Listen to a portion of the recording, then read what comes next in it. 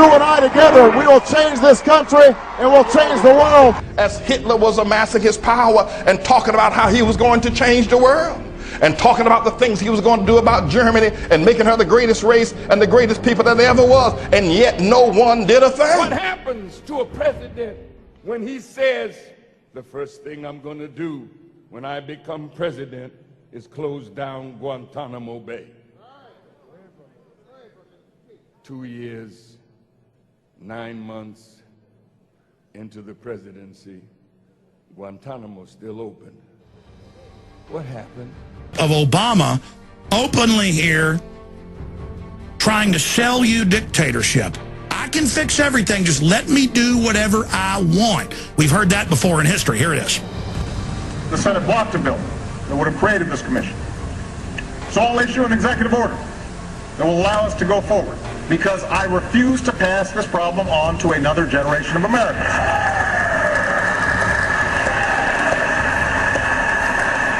I know some here wish that I could just bypass Congress and change the law myself.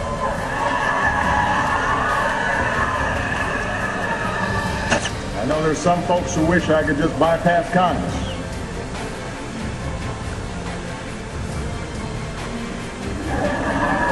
Super creepy. I can. Now, I know some people want me to bypass Congress and change the laws on my own. Believe me. And cheering for tyranny.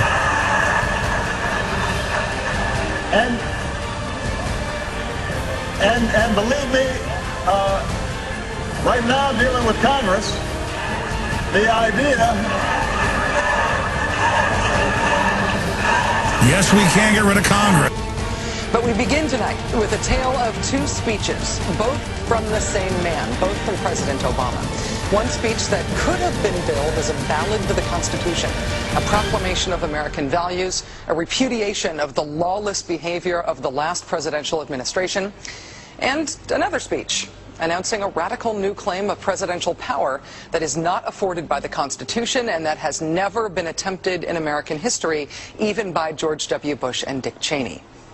President Obama claimed the power to punish people even after a jury has found them not guilty. No Western government has ever claimed the power to do this. Not the King of England, not Hitler, not Stalin, not even the Russian and Chinese communists. Now, I realize that most Americans have little sympathy for those incarcerated at Gitmo. Most assume that because they're there, they must be guilty of something. But that view turns the Constitution on its head. When he was a senator and running for president, Barack Obama knew that and stated that the beauty of the Constitution is that it guarantees fairness to everyone. He was right. But as president, he wants to lock people up forever, even after a jury finds them not guilty. Why should you care about this? Because if the government gets away with it by demonizing these prisoners and making it the popular thing to happen, it might happen to you. We cannot continue to rely only on our military in order to achieve the national security objectives that we've set. We've got to have a civilian national security force that's just as powerful, just as strong, just as well funded. How about a little look at a little-known provision of the overhaul which you may not have heard about, a reform law that calls for the creation of a 6,000-person army.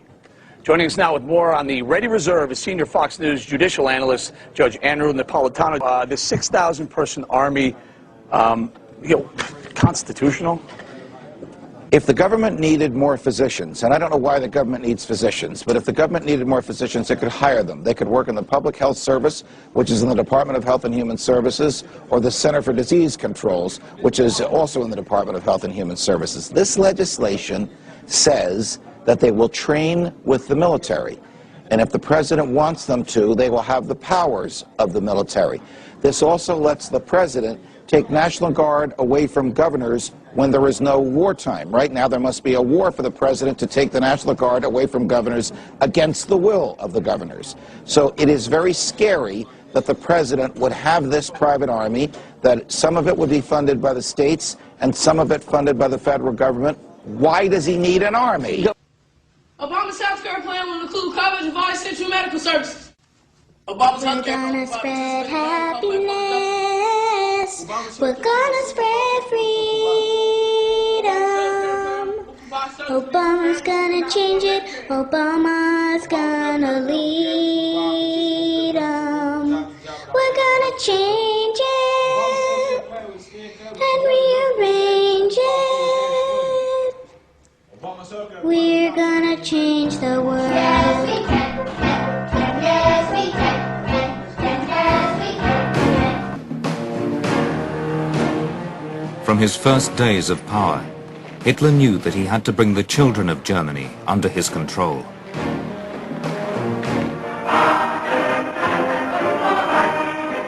The future of the Third Reich rested on their shoulders.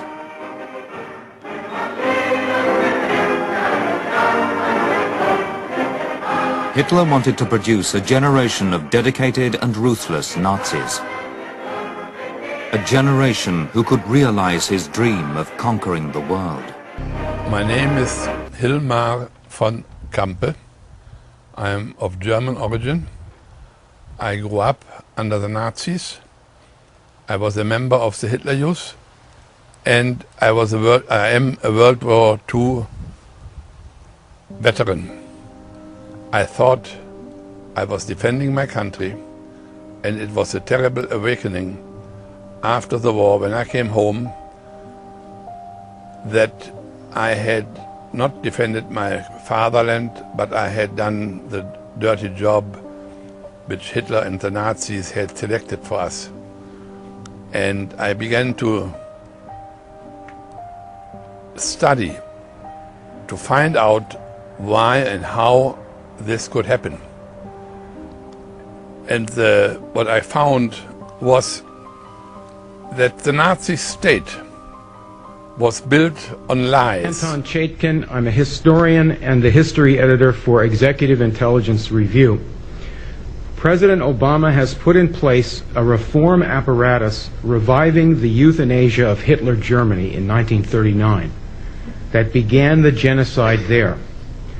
The apparatus here is to deny medical care to elderly, chronically ill and poor people, and thus save, as the president says, $2 to $3 trillion by taking lives considered not worthy to be lived, as the Nazi doctors said.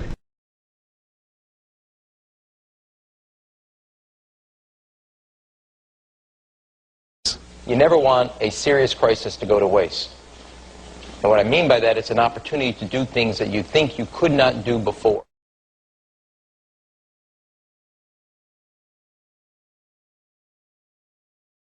Of universal citizen service. You have to participate. Well, you have to, in the sense it's required of everybody. Citizenship is not an entitlement program. It comes with responsibilities. I pledge to be a servant to our president. I pledge to be a servant to our president. I want to make sure that people understand actually drones have not caused a huge number of civilian casualties. For the most part, they have been very precise, precision strikes against Al-Qaeda and their affiliates. And we are very careful in terms of how it's been applied.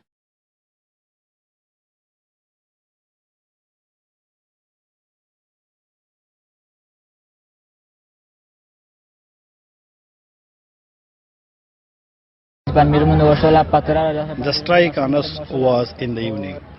It was the month of Ramadan and we had just broken the fast. The strike happened at that time. 3 people were murdered. Me and another person were injured. We were just sitting there, eating our food. Then we started cleaning up. We then started our evening prayers. And it was at that time there was a strike on us. I lost both my legs and I also lost one of my eyes. The drone strikes must be stopped. They must be stopped.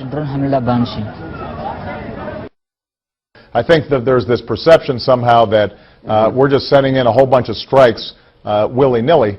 This is a targeted, focused effort at people who are on a list of active terrorists who are trying to go in and harm Americans, hit American facilities, American bases, and so on.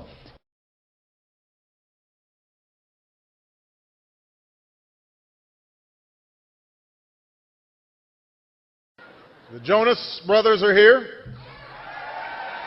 They're out there somewhere. Sasha and Malia are huge fans.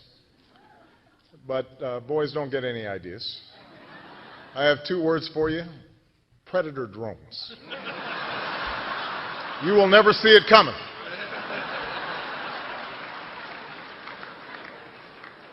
You think I'm joking?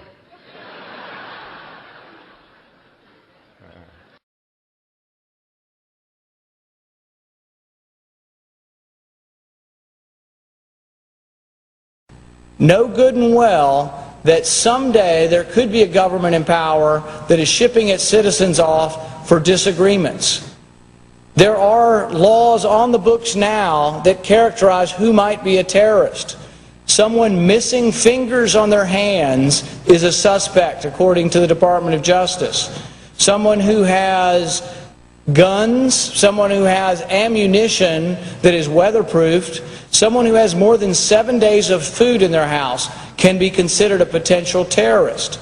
If you are suspected by these activities, do you want to have the government have the ability to send you to Guantanamo Bay for indefinite detention? A suspect. We're not talking about someone who has been tried and found guilty. We're talking about someone suspected of activity. Officials at Georgetown University covered a monogram symbolizing the name of Jesus because it was inscribed on the stage where the president spoke Tuesday.